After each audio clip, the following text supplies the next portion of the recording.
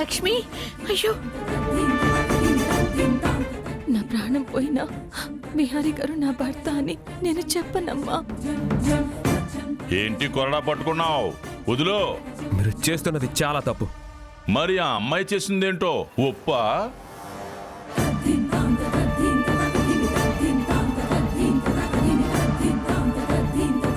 అయితే తన భర్త ఎవరో చెప్పి అతన్ని తీసుకురమ్మని చెప్పు, శిక్ష ఉండదు.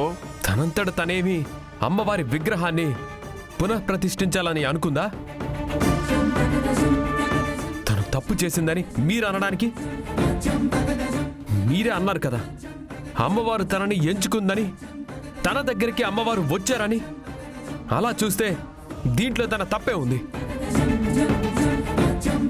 తను నిజంగా తప్పు చేస్తే, తను పవిత్రమైన మనిషి కాకపోతే అమ్మవారే తన దగ్గరకు వచ్చి ఎలా పూజలు చేయించుకుంటారు?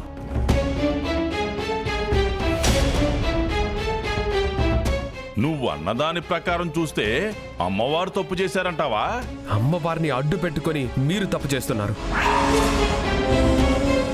ఒక ఆడపిల్లని అరిష్టం జరిగిందనే కారణంతో ఇలా పంచాయతీలో ఇంతమంది ముందు కొట్టమని ఏ కట్టుబాటు చెప్పింది? అలాంటి కట్టుబాట్లని కాల్చి తగలబెట్టండి.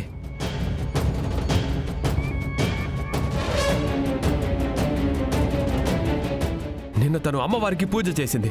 ఎవరి కోసం చేసింది? తన భర్త కోసమే చేసింది. అది మీరందరూ చూశారు. అలాంటప్పుడు తన బంధం మీద, తాళి మీద గౌరవం ఉందని మీకందరికీ అర్థమై ఉండాలి. కానీ అదేవి మీరు ఆలోచించకుండా ఆనవాయితీ అని తనని నేరస్తురాలిగా మీరు తనని దూషిస్తున్నారు. అలాంటి ఆనవాయితీల్ని తుంగలో తొక్కి సమాధి చేయండి.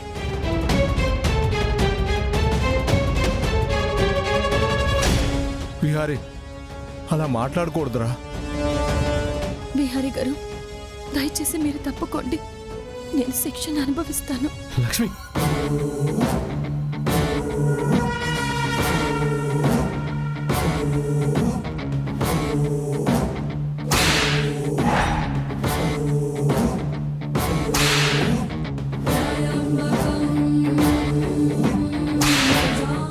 బావా, నీకెందుకు మధ్యలో?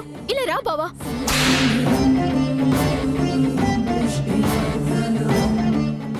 ఆపండి, ఆపండి.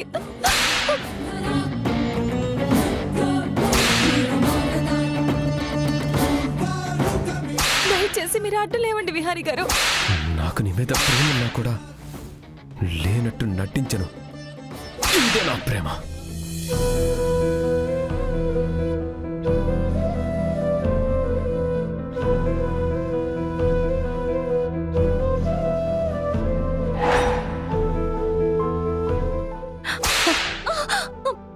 దయచేసి ఆపండి.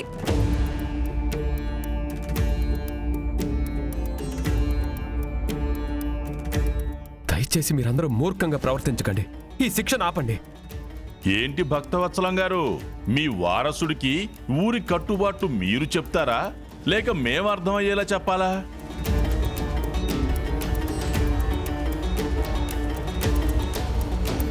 అర్థం లేని ఈ కట్టుబాట్లని నేను ఒప్పుకోను తాతయ్య. అయితే ఈ శిక్ష వద్దు అనుకుంటే మీకు ఇంకో శిక్ష ఉంది, చేస్తారా?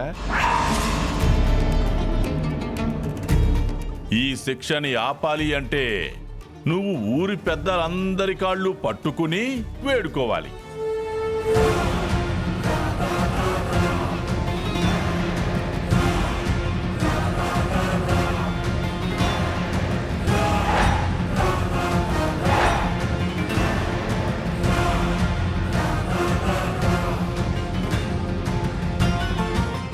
ఏంటి, వెళ్ళి పట్టుకో.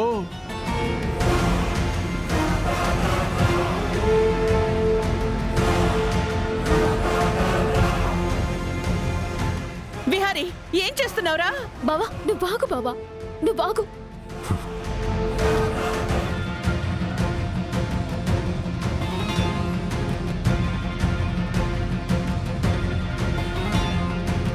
విహారీ గారు, మీరు ఆగండి.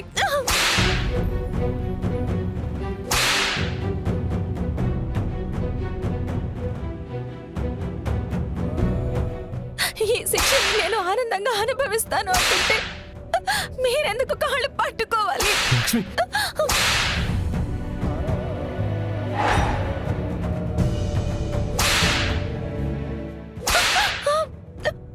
లక్ష్మి నీకేమన్నా అసలు పిచ్చి పట్టిందా లక్ష్మి? బిహారీ, తన కోసం నువ్వెందుకు ఇదంతా చేస్తున్నావు? రా. నేను రాలేను అత్తయ్య. ఎందుకు రావు? ఇది మనకి ఏమవుతుందని దానికోసం అంతలా ఇదైపోతున్నావు?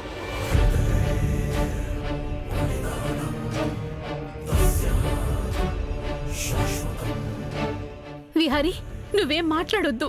మాట్లాడాలమ్మా. మాట్లాడాల్సిన సమయం వచ్చినప్పుడు కూడా నేను మాట్లాడకుండా ఉంటే నాకు దేవుడు నోరు మనసిచ్చి ఉపయోగం ఏంటి?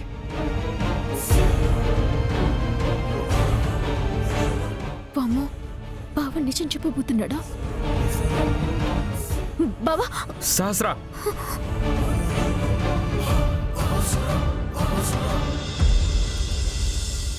లక్ష్మి ఈ ఊరికి మనతో పాటు వచ్చింది.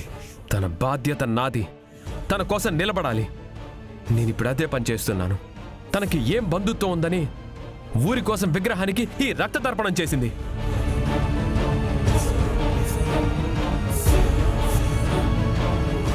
విగ్రహాన్ని పునఃప్రతిష్ఠించింది. తనకేం చుట్టరిక ఉందని స్కూల్లో పిల్లల్ని కాపాడింది.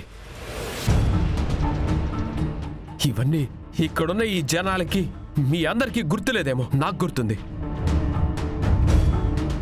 తనకెవరూ లేరు, తన వైపు ఎవరూ మాట్లాడరని మీరిలా శిక్షలు వేస్తానంటే నేను చూస్తూ ఊరుకోను.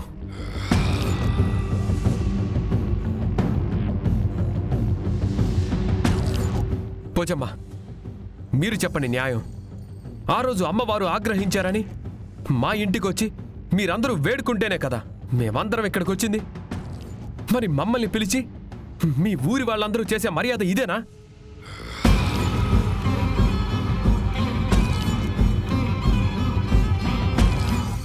ఎవరిని సవరదీసినా ఈ శిక్షని ఆపలేము. త్వరగా ఆ బ్యాలెన్స్ దెబ్బలు కొట్టించేస్తే వెళ్ళి మా పనులు మేము చూసుకుంటాం. ఒరే సూరయ్య, కానివరా. ఆగండి.